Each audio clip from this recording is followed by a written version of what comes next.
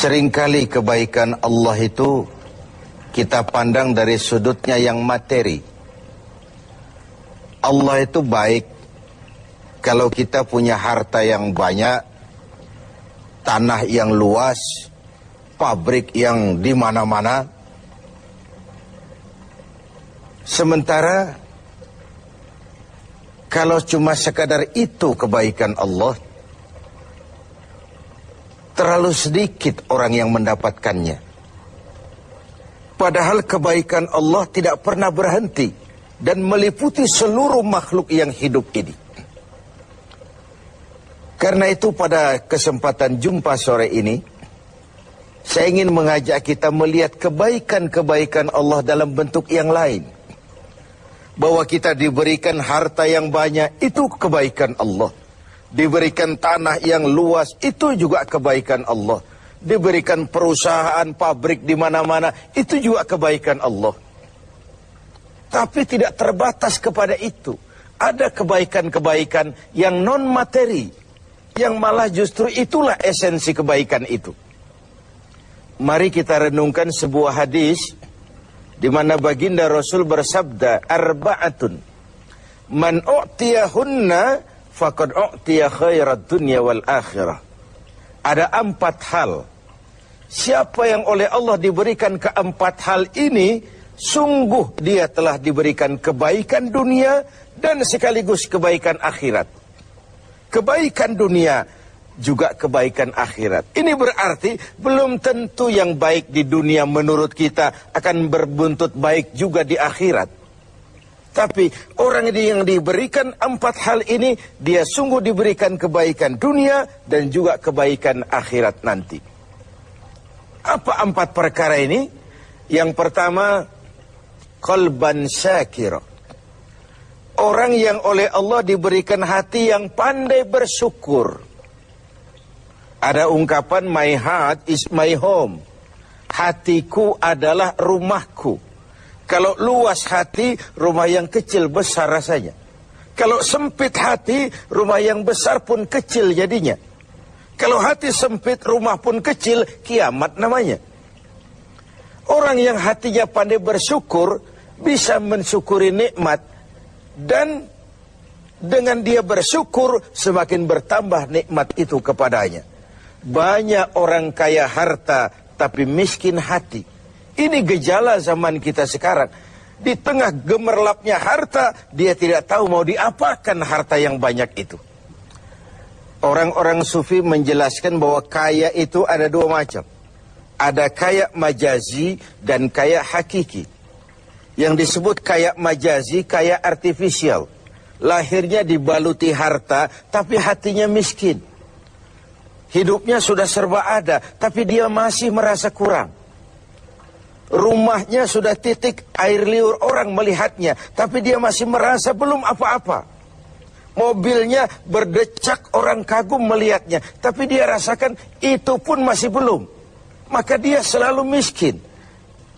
Dalam sebaya cukup dia masih merasa kurang, maka hidupnya pun selalu kekurangan.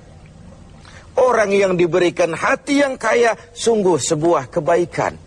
Hati yang kaya, hati yang luas. Kalau hati luas, tandanya 2, bisa mensyukuri nikmat dan tidak mengingkari apa yang diberikan Allah kepadanya.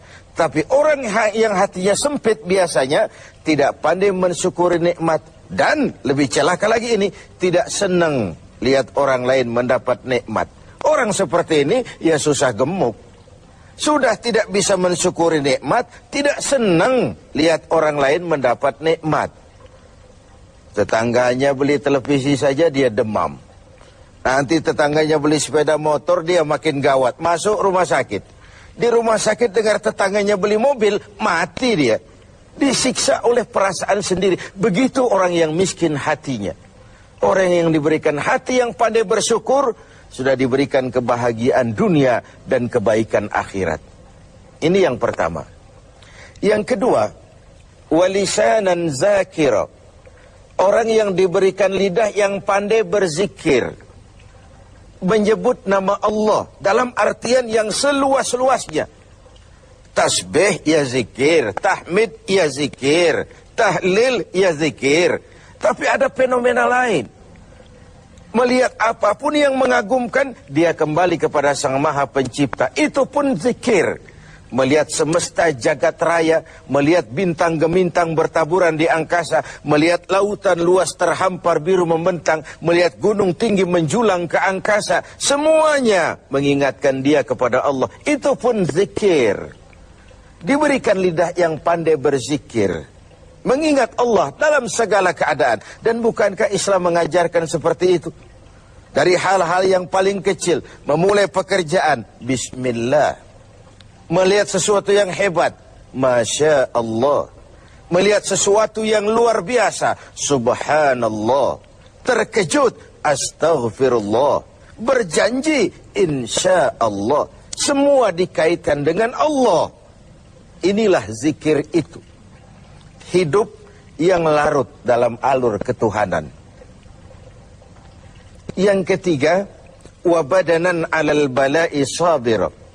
Beruntung orang, diberikan kebaikan orang, kalau dia dikaruniai badan yang tegar menghadapi bencana, tegar menghadapi cobaan, kuat menghadapi tantangan.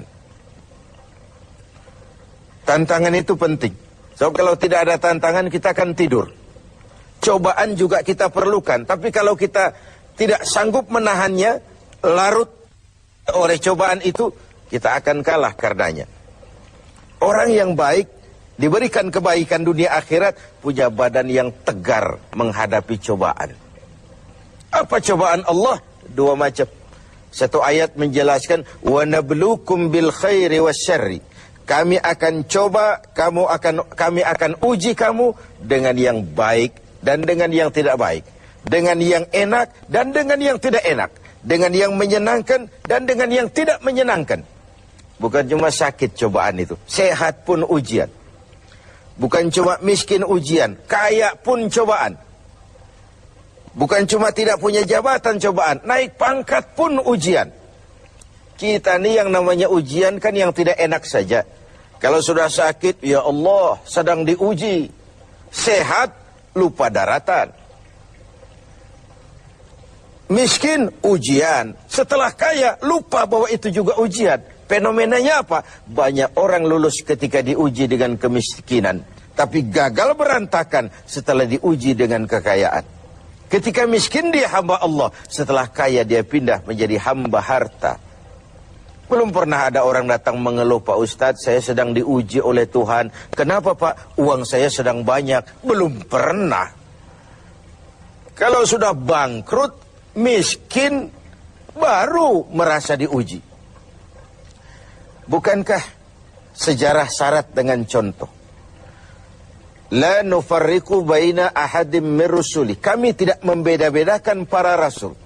Tidak ada rasul yang dianak emaskan. Semuanya diuji, semuanya ditempa, semuanya digembleng. Semuanya tegar seperti batu karang di tengah samudra. Walau tiap hari dihempas ombak, dihantam gelombang, dia tetap berdiri dengan tegar. Begitulah orang yang diberikan kebaikan oleh Allah.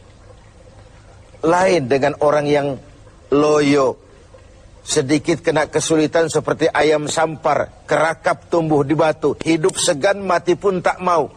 Skeptis, pesimis. Apa yang bisa kita lakukan kalau dasar hidup kita sudah skeptis dan pesimis itu tadi? Hidup ini adalah cobaan. Semakin tinggi kualitas keimanan, semakin berat cobaan itu.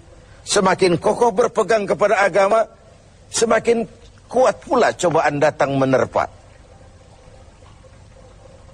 Yang terakhir, orang yang diberikan kebaikan dunia akhirat, wa zaujatan salihatan, diberikan istri yang salihah, pendamping. Tidak ada suami bisa sukses jadi apapun dia tanpa peran serta dan dukungan istrinya. Itu sebabnya baginda Rasul menikah dengan Sayyidatuna Khadijah. Apa yang jadi pertimbangan beliau?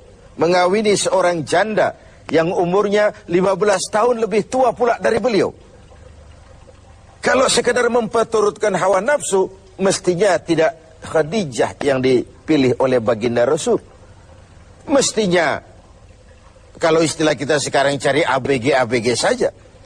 Tapi jelas baginda Rasul bukan cuma sekedar mencari istri, beliau mencari seorang pendamping. Apa bedanya ini? Tiap perempuan bisa jadi istri, memang, tapi tidak tiap istri bisa jadi pendamping. Itu dibuktikan dalam sejarah. Orang lain belum beriman, Khadijah iman. Orang lain memusuhi Nabi, Khadijah mengorbankan hartanya untuk membantu perjuangan Nabi. Saat Nabi terkena kesulitan, Khadijah tampil jadi penghibur. Khadijah tampil jadi pembela.